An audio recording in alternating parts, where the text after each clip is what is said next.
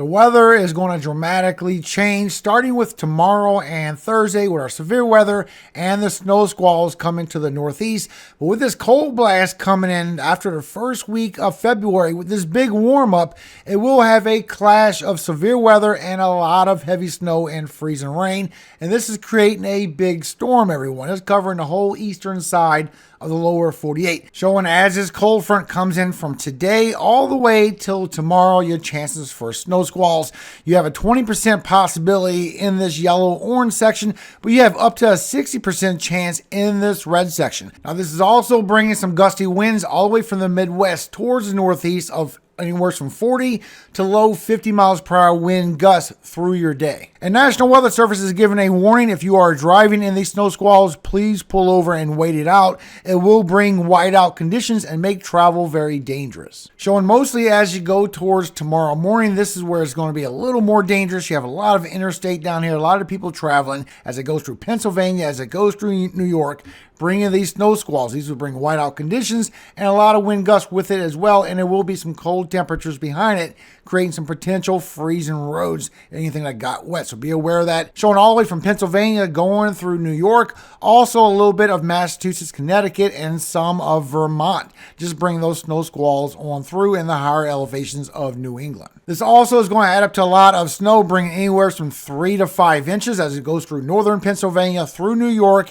and out through New England, and bringing heavier snowfall totals through upstate New York, Vermont, and New Hampshire, where they could get up to a foot of snow. Now, also in the south, as we get our severe weather kicking up for tomorrow, you can see the dew points do raise up. You got to have at least 55 dew points to start getting severe weather. And you see it raises up in the afternoon to the high 50s, even get into the 60s as you go later in the evening. And this will carry across towards Louisiana, maybe a little bit of southern Mississippi as well. But you can see with your instability that it is a lot of instability along the central and southern Texas. This is where your severe weather is going to be. You can even see with your winds aloft that your thunderstorms is going to be more severe around central Texas to southern Texas, not northern. Showing it does get flared up as you go through the afternoon, and then you have your severe section, and up here is just going to be regular thunderstorms, not bringing much severe with it at all. Showing it will kick off some thunderstorms in the early afternoon, but it really gets more intense as you go later into the evening, as those 55 dew points starts going more towards the 60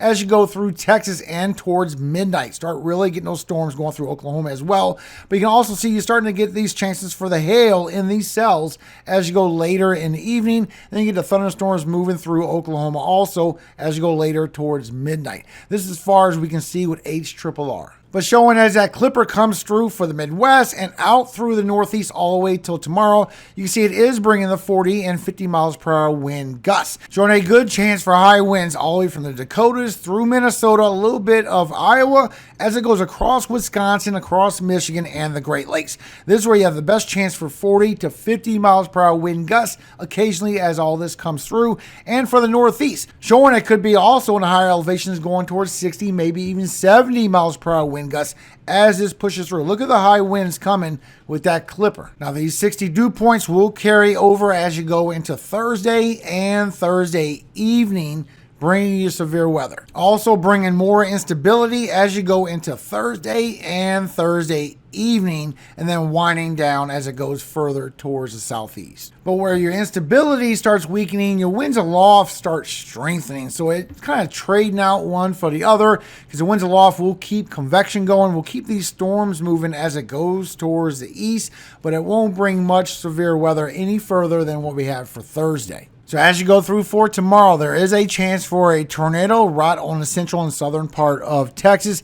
Here's your cities in Texas at risk for the tornado threat for tomorrow. Showing if there is any wind or tornado risk, everyone, it will be on the eastern portion of the risk area. And then a few storms capable of producing a marginal hail threat are expected as well. Then as you go into Thursday, you can see it has shifted over a little bit. You have the 5% for severe weather, and you have the 15%, which moved into Louisiana. So here's your cities in states at risk for the severe weather threat for Thursday. Showing also the chances for damage and winds and a couple of tornadoes will increase through the afternoon as it goes towards Louisiana. So as you go into Thursday, you can see as you go into Thursday evening, you do get some storm cells in front of this linear storm right here, bringing your chance for damage and winds and your chance for tornadoes as that goes through Louisiana. Then as you go overnight into early morning for Friday, it weakens down greatly. But you can also see it is bringing chances for 40 up to that 50 miles per hour wind gust with those storms as they come across and out the mid-Atlantic. Still bringing 1 to 2 inches of rainfall all the way from Texas, all the way across towards West Virginia.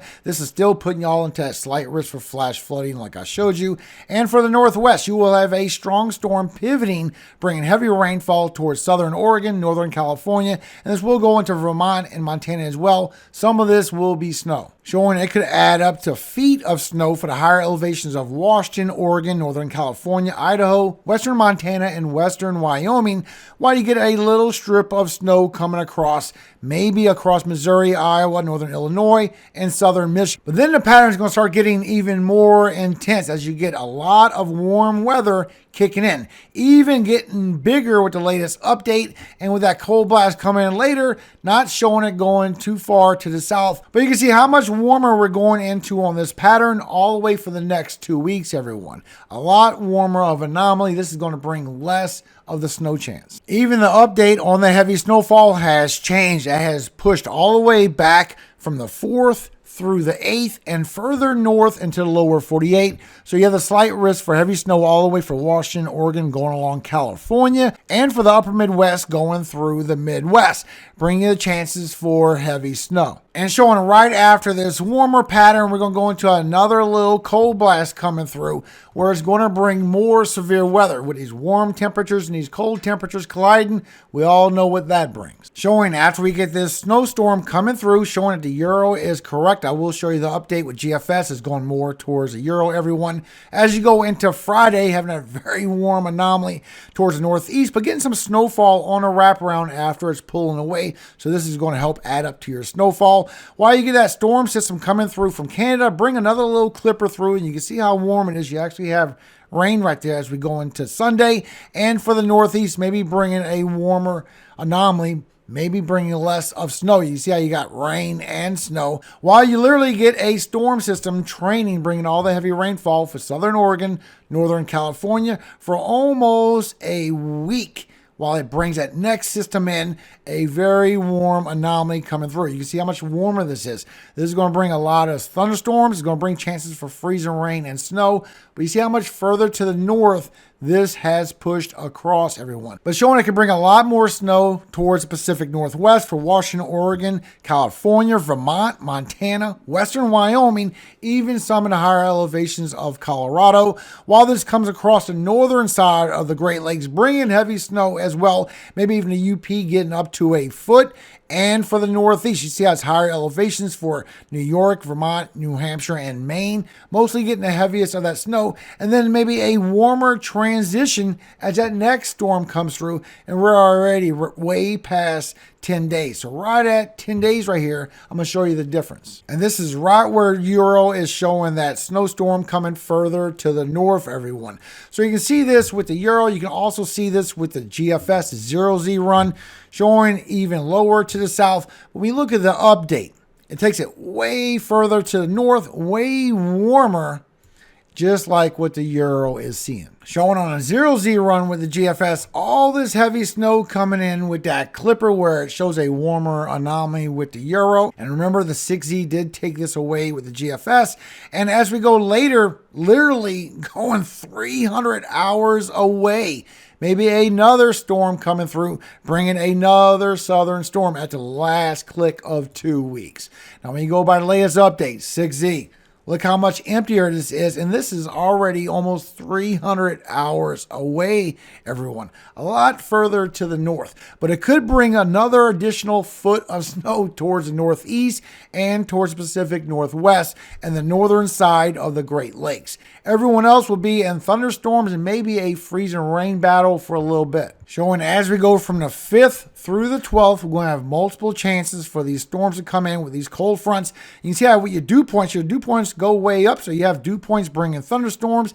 Then you have a cold front suppressing that down and then maybe happening again. As far as your cape, your instability, it will be there as well as we go into next Thursday, showing a stronger scenario. And you can see the lift going all the way towards the Midwest. It would not be able to do that if it was cold, everyone. It's going to be a warmer anomaly swishing through as we go from next Wednesday, Thursday, into next weekend, bringing a strong chance for a good setup for severe storms and chances for a big snowstorm and a freezing rainstorm to the north. So as you look at your K index, it lets you know the chances for your thunderstorms. And you can see this system coming in from the west coast. You can even see the center of the low pressure right there in the middle. While this pulls up from the Gulf and they get together by Thursday and Friday, bringing chances for these thunderstorms going all the way up towards the Great Lakes, all the way towards Indiana and southern Michigan, and all the way towards Canada and the Northeast as you go all the way to Saturday.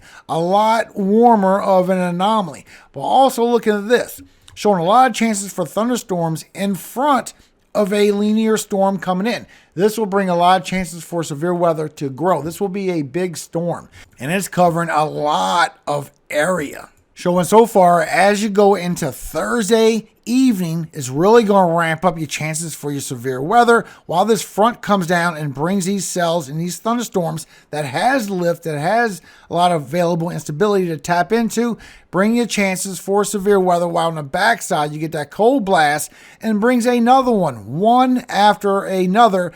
It's going to be further to the north with this, bringing a lot of severe weather. Look at this. This is quite concerning. While you're getting your linear storm right here of your front, look at all these cells that pops up in front of that. That brings your chances for your severe weather to get even stronger towards the mid-Atlantic. You see that? So we are going into an intense transition soon, everyone, where severe weather is going to start kicking up. It's also going to bring a cold anomaly. We're going to get freezing rain and snow out of it as well. So make sure you subscribe and click the bell for updates. I will start doing afternoon updates as we get closer to this event, just so we can get the latest information all day long. Thank you for your time, everybody. Hope you have a very great day today. Now, before I go, Psalm 44 and 5. Blessed is that man that maketh the Lord his trust, and respecteth not the proud, nor such as turn aside to lies. Many, O Lord my God, are thy wonderful works which thou hast done, and thy thoughts which are to usward, they cannot be reckoned up or in order unto thee. If I would declare and speak of them, they are more than they can be numbered. Amen.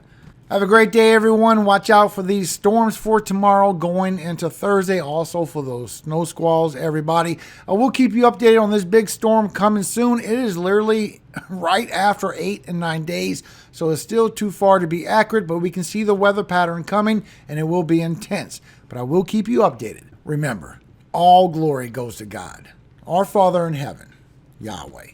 And I always hope He keeps you safe every single day of your life. And forever. Amen. Hallelujah. Amen. Have a great day, everybody. I'll see you in the morning.